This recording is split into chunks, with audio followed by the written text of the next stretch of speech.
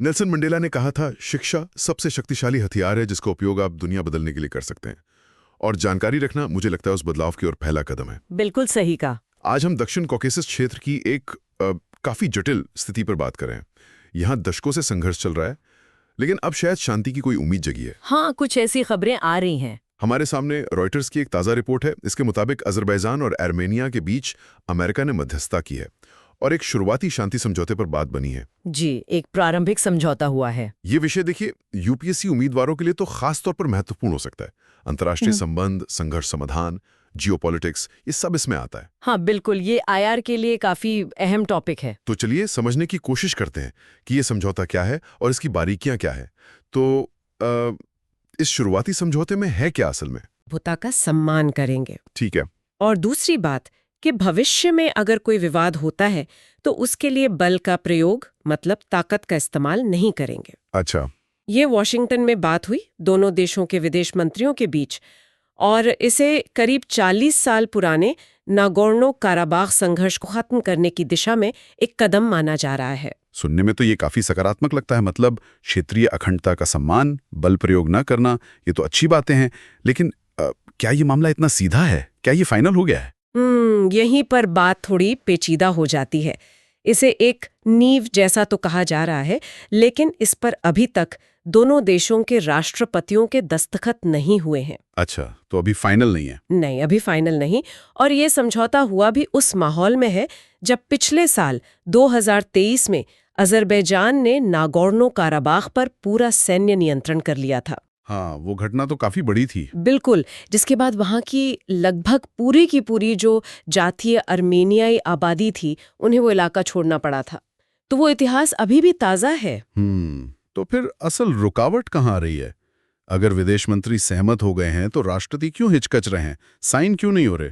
देखिए, मुख्य बाधा जो सामने आ रही है वो है अजरबैजान की एक खास मांग। क्या मांग है? वो चाहते हैं कि आर्मेनिया अपने संविधान में संशोधन करे। बाकू यानी अजरबैजान का तर्क है कि आर्मेनिया का जो मौजूदा संविधान है उसमें कुछ ऐसी बातें हैं जो सीधे सीधे नहीं पर इशारों में अजरबैजान के कुछ इलाकों पर दावा करती हैं या भविष्य में दावे का आधार बन सकती हैं। ओहो, ये तो बड़ी बात है। हाँ, और अजरबैजान के राष्ट्रपति ने ये साफ कर दिया है कि भाई जब तक ये संवैधानिक बदलाव नहीं होते तब तक अंतिम शांति समझौते पर साइन करना मुश्किल है। ये तो वाकई एक बड़ी बाधा है। संविधान तो किसी भी देश के लिए बहुत ही संवेदनशील दस्तावेज होता है। आर्मेनिया इस पर क्या कह रहा है? आर्मेनिया के प्रधानमंत्री ने इस साल कहा तो है कि संवैधानिक बदलावों के लिए जनमत संग्रह मतलब रेफरेंडम करवाएंगे, लेकिन अभी तक कोई पक्की योजना या कोई तारीख सामने नहीं आई है। तो ये दिखाता है कि ये उनके लिए भी अंदरूनी तौर पर एक मुश्किल और शायद विवादास्पद मुद्दा है। संविधान बदलना कोई आसान काम तो होता नहीं, एक लंबी राजनीतिक प्रक्रिया होती है। बिल्कुल, और जाहिर है इस पूरे मामले पर दुनिया की भी नजर होगी। अंतर्राष्ट्रीय स्तर पर क्या माहौल है? इस क्षेत्र में तो कई देशों के हित जुड़े हैं। हाँ, प्रतिक्रियाएं आई हैं और वो मिली जुली हैं।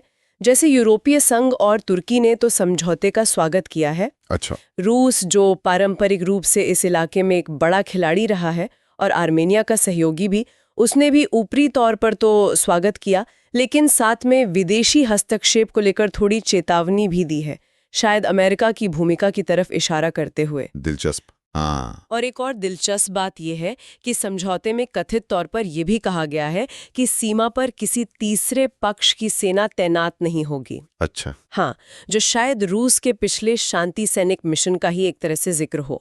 और बाकू यानी अजरबैजान वो लगातार यूरोपीय संघ के सीमा निगरानी मिशन को हटाने की मांग भी करता रहा है। तो मतलब ये सिर्फ दो देशों के बीच का मामला नहीं है, इसमें क्षेत्रीय शक्ति संतुलन का भी बड़ा एंगल है। बिल्कुल। और इसी से जुड़ी एक और बात सामने आ रही है, एक रणनीतिक पारगमन गलियारा।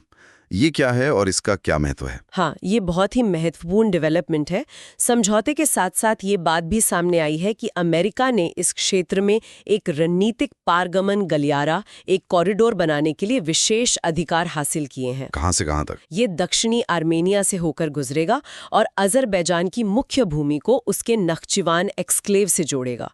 नख्चिवान वो हिस्सा है जो अजरबैजान की मुख्य जमीन से अलग है और जिसकी सीमा तुर्की से लगती है। अच्छा, तो ये सिर्फ एक रास्ता नहीं, इसका भू राजनीतिक महत्व भी बहुत ज्यादा होगा। बिल्कुल।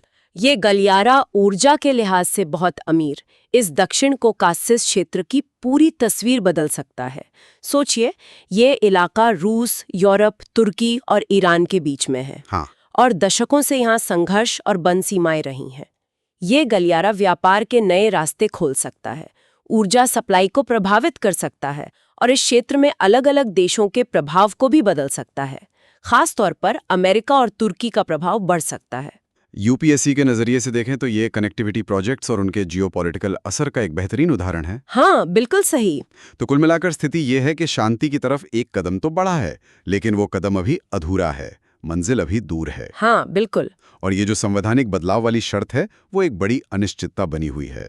और ये हमें एक बुनियादी सवाल पर भी लाता है किस सवाल पर? कि क्या इतने गहरे ऐतिहासिक और राजनीतिक मतभेदों के बीच सिर्फ कागजी समझौतों से स्थायी शांति आ सकती है, खासकर तब जब राष्ट्रीय पहचान से जुड़े मूल मुद्दे अभी भी अनसुलझे हों? ये सचमुच एक सोचने वाला सवाल है और इसका जवाब ही तय करेगा कि इस क्षेत्र का भविष्य और स्थिरता कैसी होगी। बिल्कुल। अगर आज की ये चर्चा सुनने वालों को उपयोगी लगी हो तो इसे लाइक करें और चैनल को सब्सक्राइब जरूर करें। और हाँ, इस विषय पर अगर कोई विचार या प्रश्न हो तो नीचे टिप्पणी में साझा कर सकते हैं।